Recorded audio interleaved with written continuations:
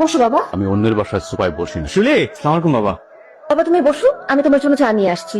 গাড়িতে কিছু আসবাবপত্র রাখা আছে, লেবারকে বলে ওগুলো একটু নামানোর ব্যবস্থা করো। আসবাবপত্র? অনেকক্ষণ যাবত ওয়েট করছে, তুমি একটু দ্রুত নামানোর ব্যবস্থা করো। সরি বাবা, আপনি ওনাদেরকে চলে যেতে বলুন। কি বলছো? অপেক্ষা করে কোনো লাভ নেই, আসবাবপত্র আমার ঘরে ঢুকবে না। আমি আমার মেয়ের জন্য অনেক কিছু করতে পারি, ওগুলো এনেছি আমার মেয়ের সুখের জন্য।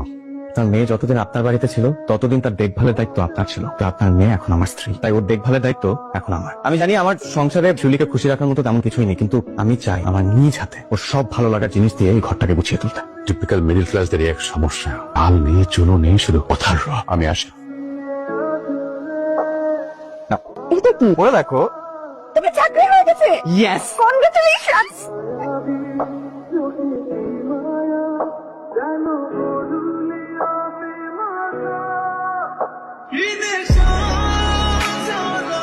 মা ফোন করেছে। ধরো, কি বলো দেখো। আচ্ছা পরে জানাচ্ছি তোমাকে। কি বললো? আমি মা বাবার অ্যানিভার্সারি, তাই তোমাকে আমাকে যেতে বললো। ও,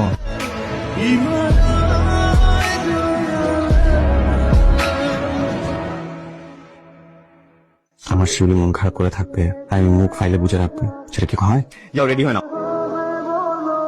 জামাইকে ওই আস্ত ইলিশটা দাও, বাড়িতে কি খায় না খায়। বাবা কিন্তু ঠিক কথা বলছে না, মাছটা ভাইকে তুলে দেন। 70,000 টাকা চাকরিতে ইলিশ মাছ কিনে খাওয়াটা কিন্তু